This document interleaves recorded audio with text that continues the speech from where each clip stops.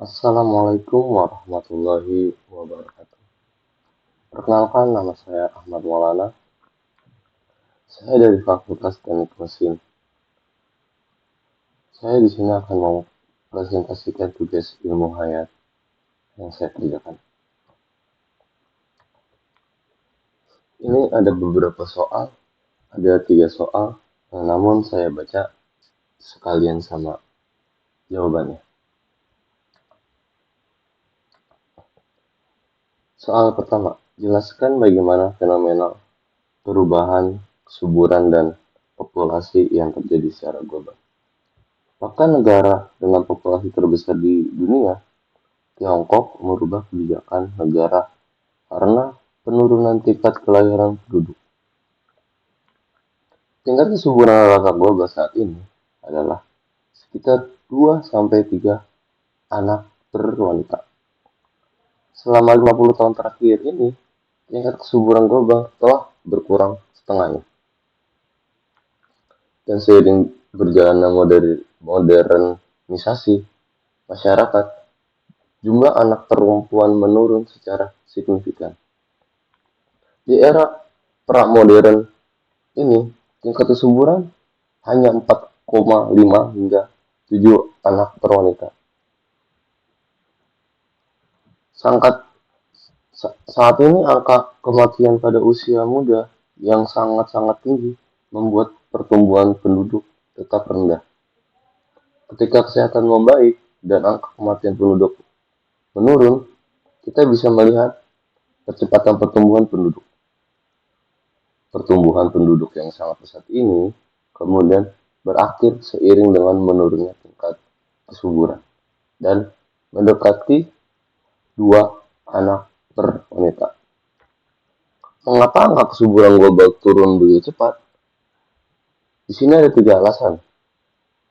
Alasan pertama yaitu memperdaya perempuan. Sebagai contoh, peningkatan akses terhadap pendidikan dan peningkatan partisipasi pasar tenaga kerja.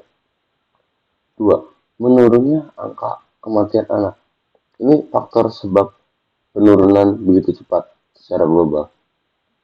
Dan yang ketiga, dan meningkatkan biaya besar membesarkan anak yang berkontribusi terhadap penurunan pekerjaan anak. Ini benar-benar faktor utama. Semua apa-apa mahal, dari pendidikan, kesehatan, kebutuhan pokok, sehari-hari itu sangat mahal. Jadi tingkat kesuburan itu sangat turun begitu cepat. Kalau kita lihat di tabel rasio kematian ibu dan anak di tahun 2017, itu sangat-sangat tidak signifikan. Ada beberapa negara seperti Cina, Kolombia, Prancis, Jerman, India, Jepang, dan Indonesia pun sama merasakan kesuburan global turun begitu cepat. Kalau kita lihat di negara, kita ambil contoh di negara Cina, itu rasio kematian ibu sangat tidak stabil dengan kelahiran wanita di tahun 2017. Dari rasio kematian ibu itu hanya 29,00 dan tingkat kesuburan kelahiran wanita pada tahun 2017 itu hanya 1,81 kelahiran. Itu sangat tidak signifikan sekali, tidak stabil. Yang melahir, yang meninggal itu tidak sama. Jadi itu faktor utama angka kesuburan global turun lebih cepat. Itu salah satu faktor utama juga. Apa dampak menurunnya kesuburan global bagi populasi? Dampaknya itu sangat terasa ya di beberapa negara. Hampir semua negara merasakan dampaknya. Pertumbuhan penduduk yang begitu cepat yang akan memberi dampak terhadap lingkungan yang tidak baik, turunnya kualitas lingkungan. Hal ini dapat terlihat dengan pertumbuhan penduduk yang cepat, menyebabkan beberapa penurunan air bersih, populasi udara yang tidak baik, polusi udara tidak baik, itu sangat terasa menjadi faktor kesehatan yang benar-benar meningkat dengan polusi udara yang buruk. Kesehatan di beberapa negara itu sangat tinggi dan terjadi beberapa lahan menjadi pemukiman penduduk seperti sawah jadi perumahan, hutan jadi perumahan, dan masih banyak lahan-lahan kosong menjadi eh, alih fungsi lahan untuk penduduk.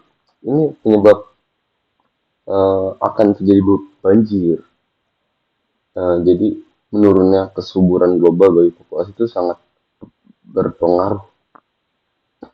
Kalau kita lihat di tabel tingkat kesuburan anak per wanita, itu di beberapa negara itu semuanya sama, turun drastis dari tahun 1950 sampai 2021 itu turun semua.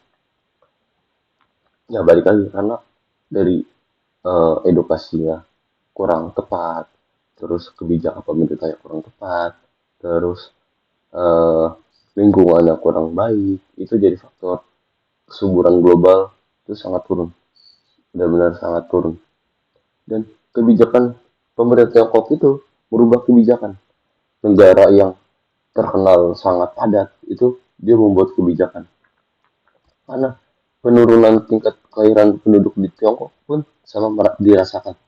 Langkah yang dilakukan pemerintah Tiongkok untuk menekan angka pertumbuhan penduduk itu ada beberapa kebijakan.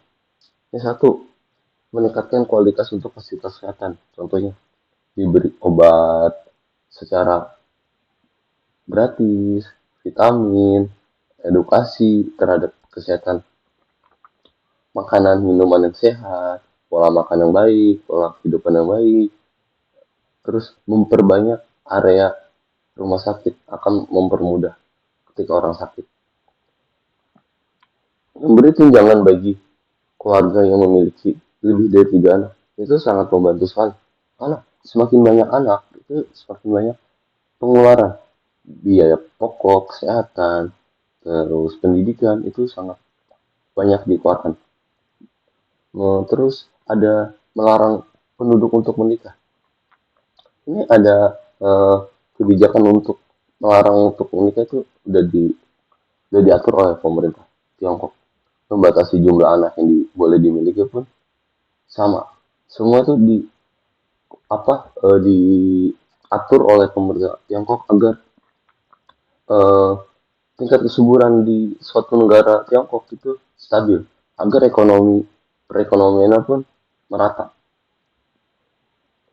Kita lihat di tabel angka kelahiran Tiongkok pun dari tahun 1950 hingga 2023 pun sangat turun dari 2020, 2021, 2023 dan terakhir di 2023 itu angka kelahirannya itu turun 100 orang, turun 2,36% dari tahun 2022. Ini sangat sangat turun dari tahun ke tahun. Apa hubungan terkait antara kemiskinan dan kualitas lingkungan? Jelaskan menurut fenomena asal daerah Anda. Bagaimana tanggapan Anda untuk menyelesaikannya? Ini soal nomor 2. Saya langsung jawab. Ini tergantung di daerah masing-masing ya. Ini saya jelaskan di daerah saya. Bahwa orang-orang miskin itu bergantungan hidup dari sumber daya alam. Sehingga memperburuk kualitas lingkungan dan tidak pedulinya pada manajemen lingkungan untuk menjaga keberlangsungannya di masa depan yang akan datang. Lingkungan sangat diperlukan dalam setiap aspek kehidupan.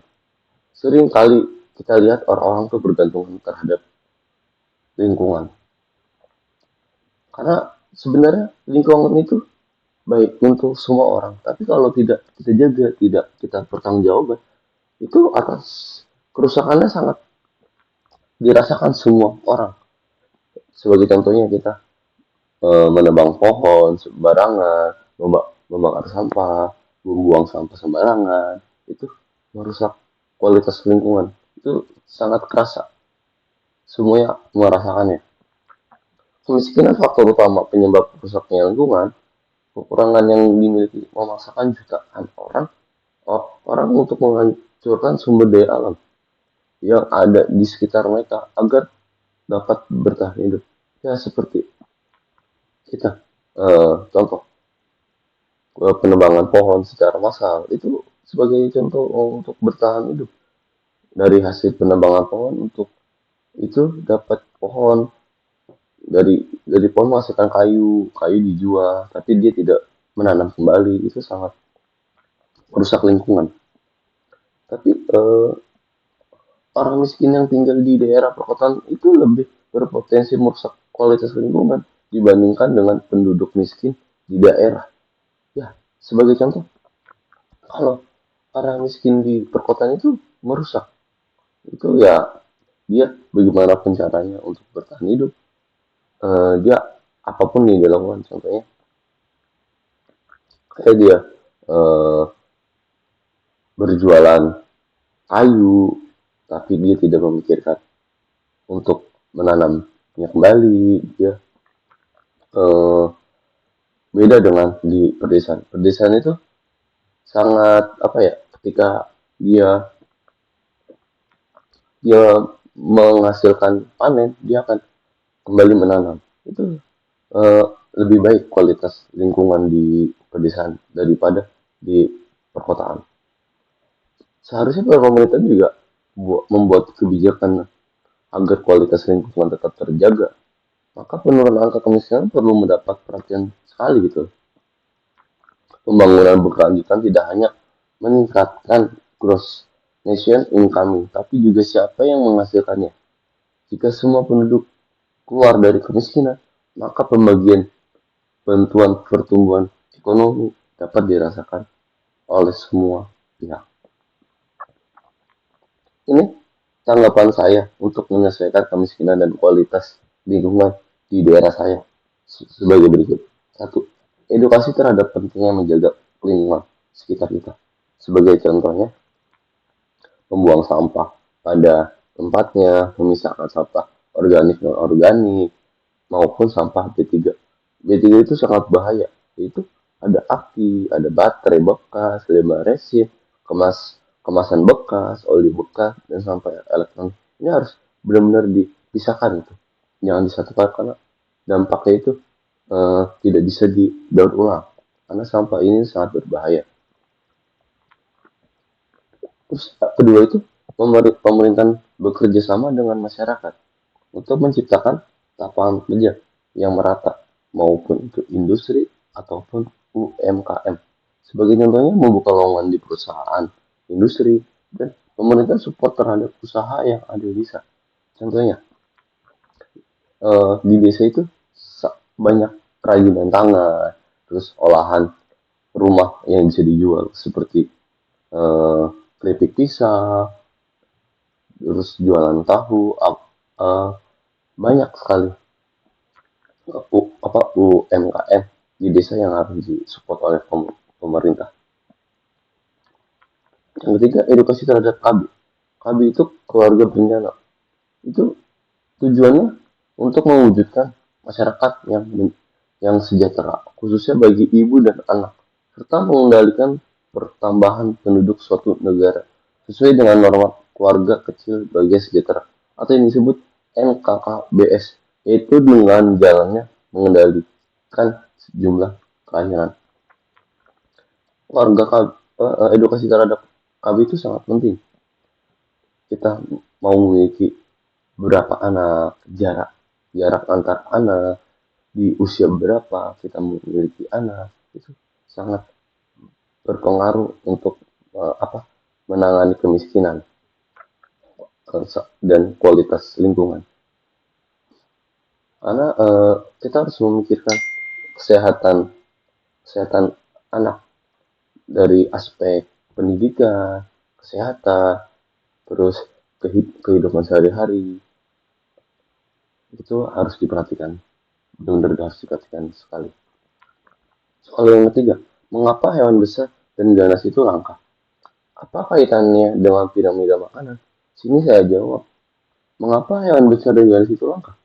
Karena jumlah makanan yang berkurang, berkurangnya jumlah oksigen secara masif, tumbuh yang berkurang raksasa, dan itu seleksi alam pun sangat berpengaruh gitu loh. Dan banyaknya pemburuan massal karena merusak atau membahayakan lingkungan masyarakat. Itu sangat terpengaruh, sangat pengaruh. Dan piramida makanan itu adalah manfaat dari piramida makanan adalah menggambarkan hubungan antar komponen ekosistem dan mengetahui peran komponen komponen di dalam ekosistem, mengetahui populasi dalam ekosistem, mengetahui ukuran komponen ekosistem, dan menggambarkan perpindahan energi pada suatu ekosistem. Itu yang disebutkan dengan piramida makanan. Mungkin itu saja yang bisa saya sampaikan. Saya mohon maaf atas atas presentasi saya yang mungkin kurang kurang baik atau perkataan yang kurang baik. Mungkin itu saja yang bisa saya sampaikan. Assalamualaikum warahmatullahi wabarakatuh. Terima kasih.